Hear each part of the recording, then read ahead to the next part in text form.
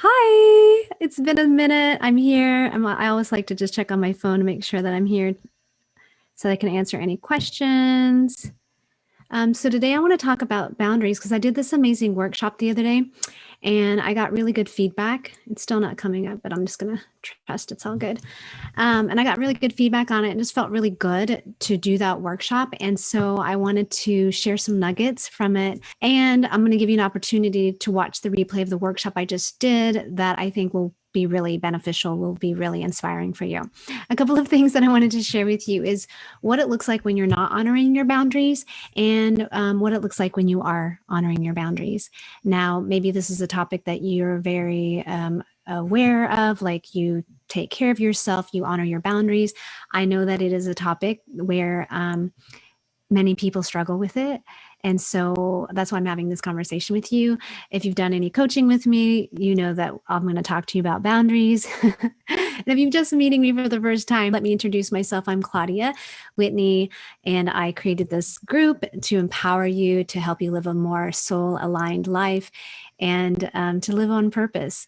Right. So I think a lot of that has to start with how much importance we're putting on ourselves and other people. And so boundaries really comes into that because when we're looking out for everyone else but ourselves, we don't have the time to create and make things happen for ourselves.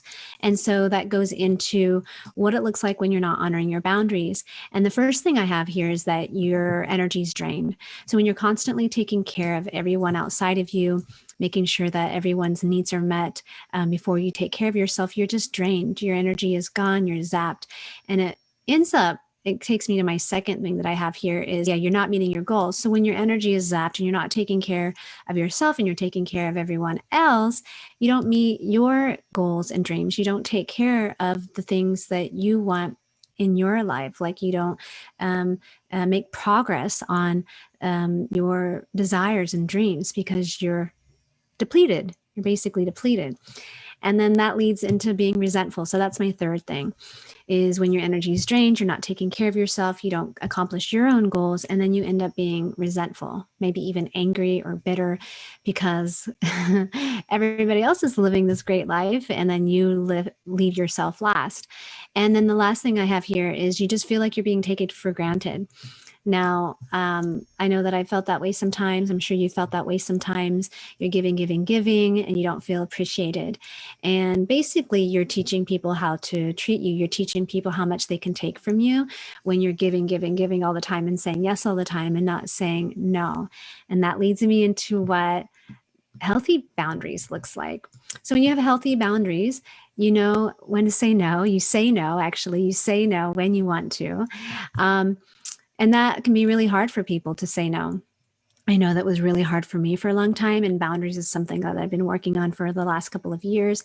And so saying no is one of the best things that you could do for yourself. So really practicing that. Another way the healthy boundaries looks in your life is you only offer what you're comfortable giving. So you just offer, you sit with yourself and you only offer what it is you feel comfortable giving. And this is another hard one because we want to overextend and overgive. We want people to like us, right? We don't want to make anybody upset. And so we constantly overgive. So if you really step back and just say, what am I really comfortable with? That can be a huge, huge, huge, huge, huge, huge thing on your path to starting to live with more boundaries. And the next thing I have is you don't tolerate toxic behavior. So when you have healthy boundaries, you just don't tolerate it. It's just like not in your world. You don't tolerate it. And then the last thing I have here is you don't do things just because you feel guilty. Now, this is probably the big one. A lot of us are doing things out of guilt. Right. And then when you've been doing this for so long, practicing this pattern for so long, it's so hard to break. But we have to stop, listen to what it is that we really want, and start living with more boundaries so that we're taking care of ourselves, and then we can show up better for the people around us. We can be better sisters and mothers and daughters and lovers and everything because we're taking care of ourselves first, filling our cup first, and then we're able to give to our friends, our family, and eventually the whole world, right? Because we want to share our gifts and talents and ourselves with the world and make this place a better world to live in. And we can only do that if we back it on up and start taking care of ourselves and living with boundaries. So I know this was really quick. I just wanted to give you a little nugget. I wanted to make this quick for me because my son's going to come down here in a second, and for you because I know that we're all busy, but I have a workshop that's about an hour and I dive into boundaries a lot. We do lots of journaling. It's free. I'm just today got the spark to offer it to you all, and all you have to do is just sign up and it will take you directly to the workshop. Find the link, sign up, listen to the workshop, watch the workshop, and then give me feedback on what you think, because I think it'll be really helpful. I'm so happy to offer this to you. All right, let me know what you think. Bye.